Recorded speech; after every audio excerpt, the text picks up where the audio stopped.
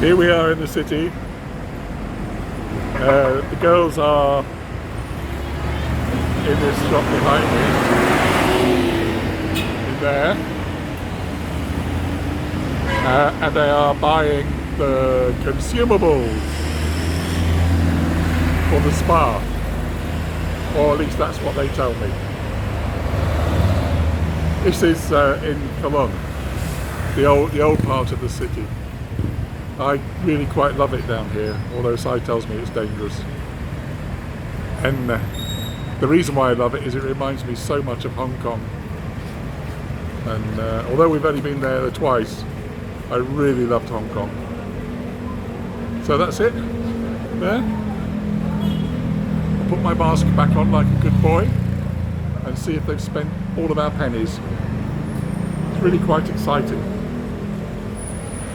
If you hadn't caught up with it, we've decided that we're going to open a spa and massage business. And the exciting thing about that is that the premises we've got are in a new build.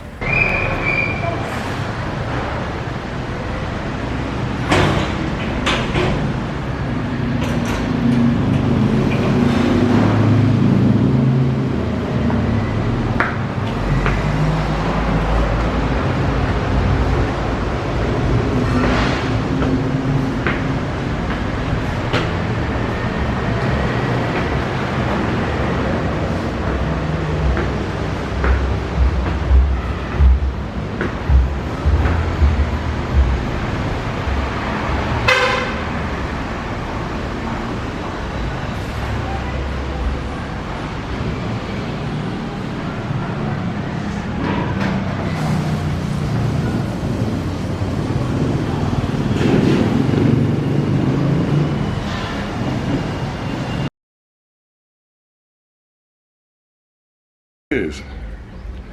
You can see my very English coffee cup, very British coffee cup.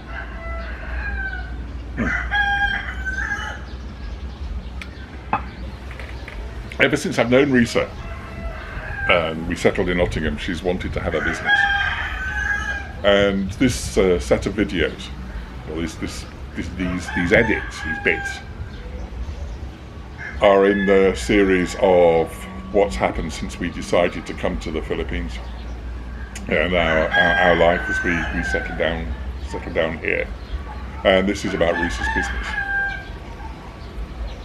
We were going to open a filling station, and we developed a really nice brand. It's Rowan's refill station in an absolutely gorgeous blue, Chatsworth blue. Complete with a knight as a brass robin, and everybody who saw the brand went, "Oh yeah, that's nice." But we were just about really getting ready to sign for the lease when we discovered that all of the dust at the location was getting on my chest, and the night before, and it really was the night before, we were going to go and see the landlord and say we'd signed for it. I had a severe asthma attack. Well, not severe like I had in the UK, but bad enough to get me worried for the future. And so we banged that one on the head, and we had to write to the potential supplier of the equipment and also to the landlord and say, "I'm terribly sorry, but we can't go ahead," and explain. So we sat back, and Risa and her friends spent a while scouring the area of Mingnanilia looking for premises, but for what we didn't really know. And she found some, and she found it because there's a property, a unit next to the place that she likes to go to have her beauty treatments, in a building called the J.E. Centre, and it's on the far side of Mingnanilia for us, so it's about 3 miles, 2.5 miles. That is to say oh ye gods, 5 to 6 kilometres. It's very nice. It's a modern unit, but the only issue with it is it's second floor, and it's round the corner next door to the beauty salon. Anyway, Risa came back, along with Risa, very excited, and said that they wanted to open a spa. So we then started to do research for the spa. This is the first business that we've tried to establish. We've talked about things lots of times, and we got a long way down the road with Sir Rowan, and we talked to DJ. What I wanted to discuss, or what I wanted to say to you without giving away too many secrets, is it's very tempting to start a business here because the capital requirements here compared with the UK or Europe are very low. The business next to us, the beauty business, was set up really very, very well, and it looks really, really smart, and they did it for around 1 million pesos. 1 million pesos is 16,000. I wouldn't be able to say to you how much capital they've got at risk, but we've managed to put together the package for our spa at well under that, I think. Why do I say I think? Well, the first thing we do is, as DJ would call it, a capex. Here we try and forecast our capital expenditure, how much we've got to invest to set it up. And look, even though I was in a business school teaching business, you cannot get across how difficult it is unless you have real practical experience within a particular industry to get a forecast of the amount of money you need to spend in your business. So we were careful with the capex, but we did get caught out by about £1,500, maybe £2,000. 2,000 sounds a lot actually, but certainly £1,500. I think one of the reasons is Risa isn't quite used to thinking in those ways. So there are a number of things which we needed to buy to get the thing to operate, which are capex items, which she had never thought about telling about. So when we started to go and buy things, there was just more and more and more coming in, and she was saying, please put this in the cash book, please put this in the cash book. Yeah, it's a capital item, it's a capital item. Anyway, as I've talked to you, I think £1,000 is nearer what our anticipated overspend is. And there's OPEX, as DJ would call it, operating expenditure. How much does it cost you to deliver your service? Or in the old, I am learning my accounts, the cost of sales.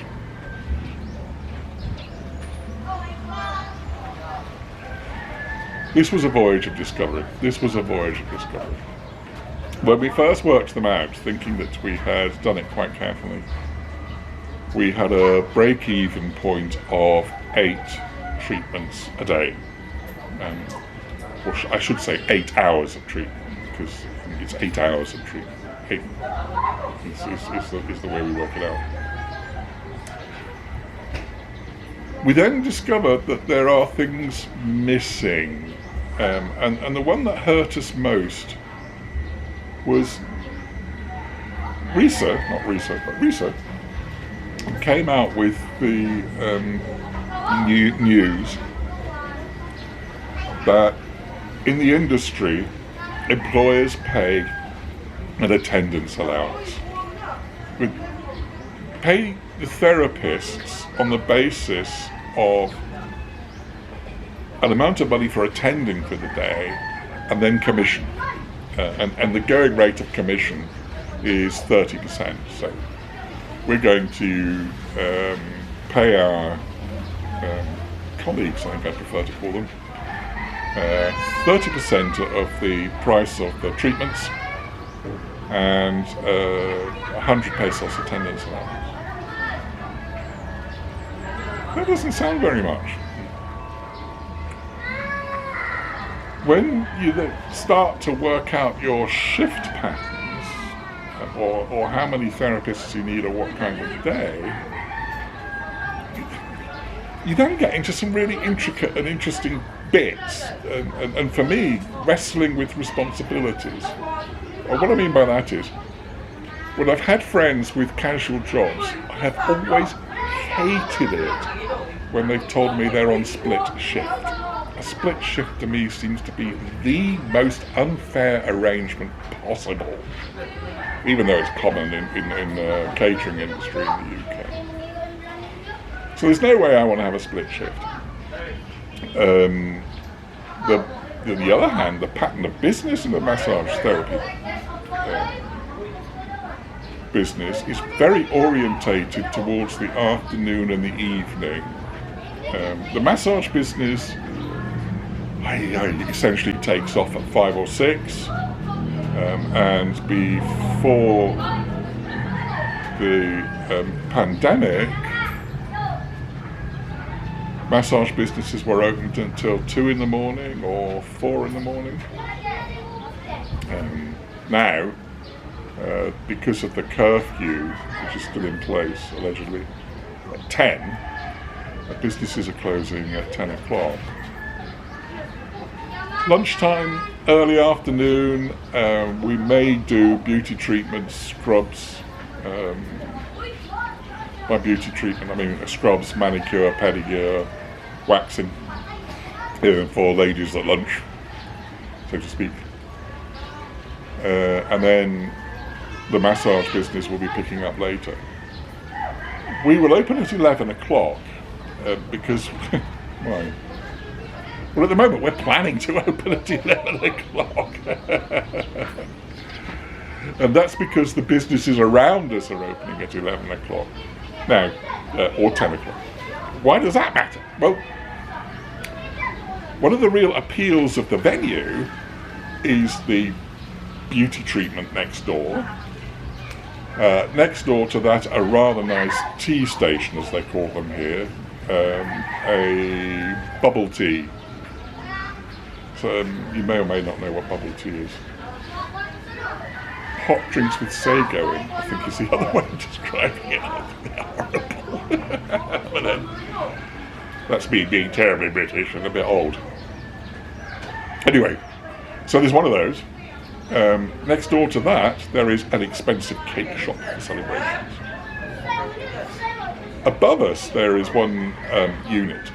We've been told that will be a gymnasium. And we got terribly excited with that news. Then we subsequently heard that actually it's either the owner or his brother wants to put a gymnasium up there. But Mum, who's actually the person that we deal with as the attorney in fact for the owner, doesn't want a gymnasium up there. Don't quite know why. Mum did tell me that the equipment was all ready to go in, but they hadn't signed. But it was a friend of the family who told me afterwards that there's this discussion, this argument between the boys wanting and Mum saying no. For us, the gymnasium actually would be good news upstairs. And then downstairs, we've been told, and this is still the state of affairs as we understand it, there will be an alternative medicine business practice. And then next door to that, there's a furniture shop, quite a popular, quite a busy furniture shop.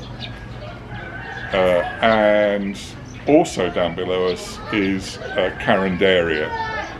Carinderia is a cheap local food restaurant in a sort of, Philippine cuisine, almost street food restaurant. Their food is lovely. But like ours, they're a bit hidden from the road. but they're great people. Now, they are relations to the family who own the business. Own the premises. So, we would really quite like to be opening at a similar time, because we have an idea of encouraging the networks for these other businesses, of course, to get involved with us. And also, when I get around to it, because our business is the priority, I want to put together some material to online promote the JE Centre as a health hub. I think that's quite a good idea, and other people will get involved with it. Okay, so we do all of this analysis. We recover from all of the surprises, like our break-even point going from 8 hours treatment, having started at 7 hours treatment, to nearer 9, or 9.5 hours treatment. And that's because of paying for the attendance allowances to be able to cover the opening hours with enough staff. But if we're going to offer them a full shift, then we've got late morning, middle of the day, early afternoon with too many staff in, and we are trying to cope with the evening, early week, midweek, with only 2 staff in. And then at the weekend, Saturday and Sunday, again, we're very overstaffed in the middle of the day. And for each member of staff who's working a shift, we're paying out 100 pesos. So that's why we're a bit and I'm still trying to think around and think through how we deal with that. Certainly we're economising at the moment because only Risa or I will handle reception. So that saves us 1 member of staff.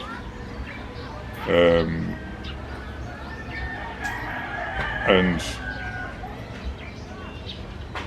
we may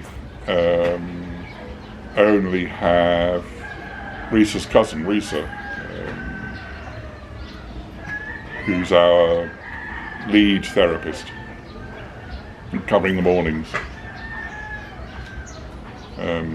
doing an 11 o'clock until 7 o'clock shift.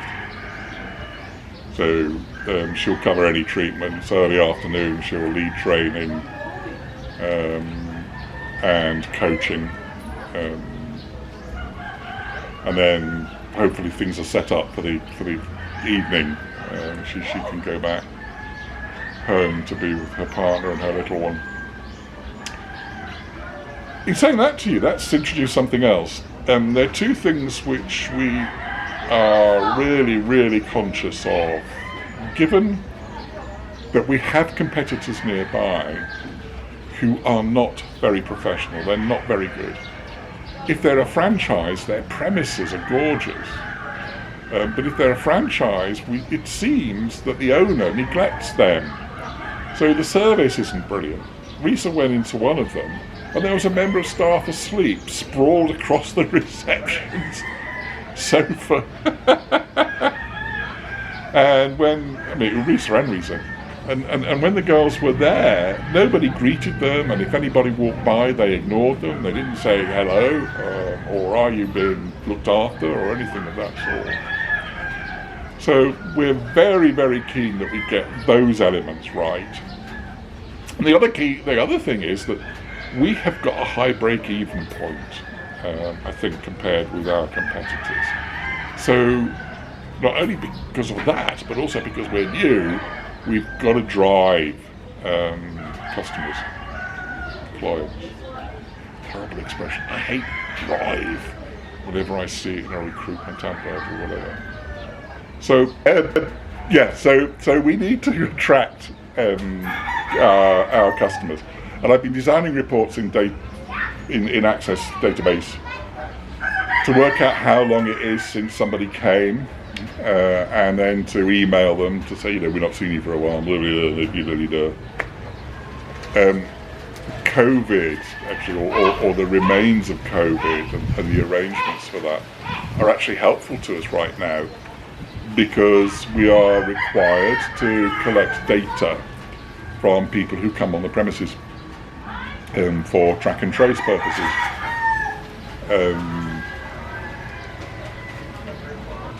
So we're then able to set up name, address, telephone number on the file. Because we're doing that, which is a requirement, on the flip side of the form, we're asking people if they would be kind enough to give us permission to have more data, what's their birthday, what's their partner's birthday, do they have a day for when they like to have a treat, do they want to record a date for a treat for their partner, and then we can use these dates to drive invitations to come back in, and to offer promotion packages. And so bring a friend, you get 2 treatments for less than the price of 2 treatments. Oh dear, for birthdays, I'm going to be cheeky and have a conversation with the cake business, which is new, and ask them if they would do a promotion with us, stroke for us. So that if somebody books a birthday, we'll be able to give them a little birthday cake. We'll pay half the price of it. The cake business, I hope, will pay half the price of it, and the customer goes away with a nice bit of birthday cake and a little card that says "Happy birthday from the spa" and "Happy birthday from the cake business." And similarly with the beauty business, we will try and do cross-business packages, cross-business deals, to enhance both of the businesses. So all of that seems to be okay for the moment. The next real, as far as I can see it, discovery in making the thing run and making it run professionally is the hours, and rehearsing, greeting people. You can't kind of go, "Hello, sign this." "Wait, fill this for me. You this details out." We've got to work out ways of doing that politely. And I can tell you from my research experience, and interviewing experience, it's you can say, well, just say hello, say good morning, and ask them to fill this in. But when you actually get down to the moment, what exactly do you say, or how exactly do you say your voice and all this gobbledygook? So there's that to be done. Writing the routines, given I started my career as an O&M analyst, that tells you how old I am, business process analyst or something like that these days, I suppose. Writing the processes and the procedures into a manual is ongoing, is fairly straightforward and is easy. We've recruited our therapists, and Risa will start training them next week. And we have DJ on the job for doing the shop fit, the fit out. That's a bit of a story in itself. The girls next door in the beauty parlour were telling us that they had an original quote of 350,000 to fit theirs out. The guy who eventually did it for 150,000. There's a difference, isn't there? We asked that guy to come and give us a quote to do ours. And although our floor area is bigger, our structures aren't that different from next door. He came back with a figure of, guess what, 350,000. Well, I said, "Oh, that's way too much, way over what we expected." He immediately dropped it to 260,000. And DJ's quotation, complete with some contingency, is 230,000, thereabouts. So yeah, that's starting this week, I hope. And DJ's promised a delivery of 14 days, working 7 till 10 each day. So we'll be able to open. So as well as doing the databases, I have been creating videos and a website. First of all, for the Hidden Gem Spa. Then realised that my Hidden Gem Spa would be much more inclusive, identify with name rather than the or her. My. So we go for that. We've developed the website, we've developed lots of materials on the web, and we commissioned a lady, I just suddenly don't know how to refer to her, to get the DTI clearance and all of the other approvals for us that we need to be able to start and run a business. And the first thing that we get from her is that my Hidden Gem Spa is not available as a business title. You've got to go spare, because you can't start this applying for process too early, because if you don't register your business within so many weeks of registering the DTI, you get a bloody big fine. You don't want to do either of these things before you are signing your lease and you have the lease available. But you need to start your promotion. So we took the risk, having done a Google search, not just in the Philippines, America, UK. My Hidden Gem Spa was available in .uk.com, UK.biz, blah, blah, blah, blah. My Hidden Gem Spa was available everywhere in every version. So some bugger has registered it. Oh, sorry. Somebody has registered it here as a business name and not put a website with it. So I don't know if I'll tempt fate and tell you where we're going next. I haven't told Risa yet, but I've rushed off and registered Hidden Gem Spa and Massage.com. And that's because Hidden Gem Spa is .com is registered already. I assume that's operating in the States.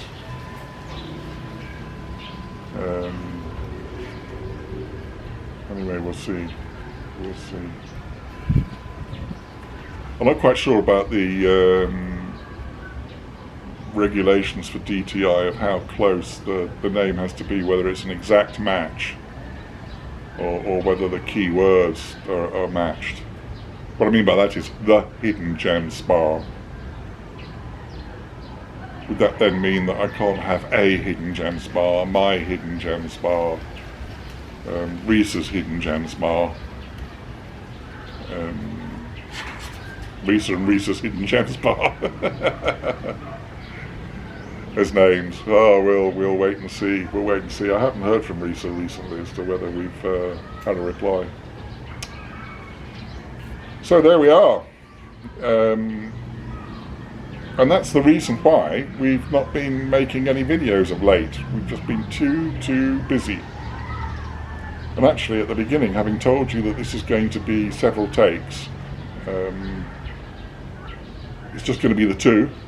I don't think I'm going to cross-cut an earlier version into it. But what I will cross-cut into it, or maybe I should say, what I have, by the time you review it, what I have, as you know, cross-cut into it are bits and pieces of visuals, so things like the colour scheme and the graphics that we thought we were going to use, but we will base our future thing on. Oh, and that's a funny thing. That's the last thing. When I was teaching master students, if you ask them to prepare or imagine that they're starting a business, so you've got a team of students and their assignment is to write a business plan or something similar to start a business. You can guarantee at least one of the students will go off and design a logo and spend hours designing a logo, quite often without talking to their teammates. I sort of been guilty of that. I've been searching for graphics that we might use and how we might get the hidden gem bit, and it's no accident that I'm sitting here next to bamboos,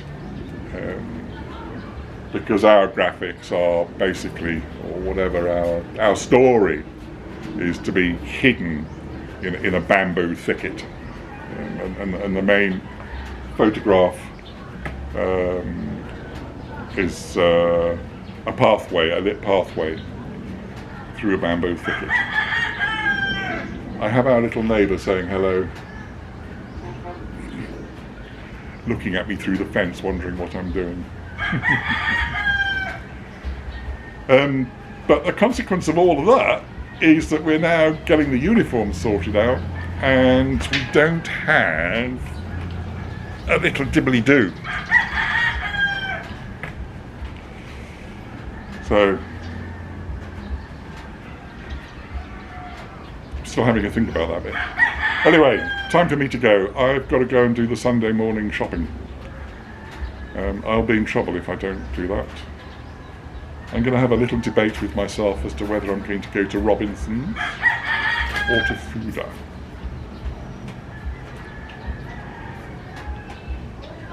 You guys take care. Be good. And please stay safe. And more news of our massage business as we realise that we are rapidly losing money. Or we've actually found a way of getting it to work. Take care. Bye-bye.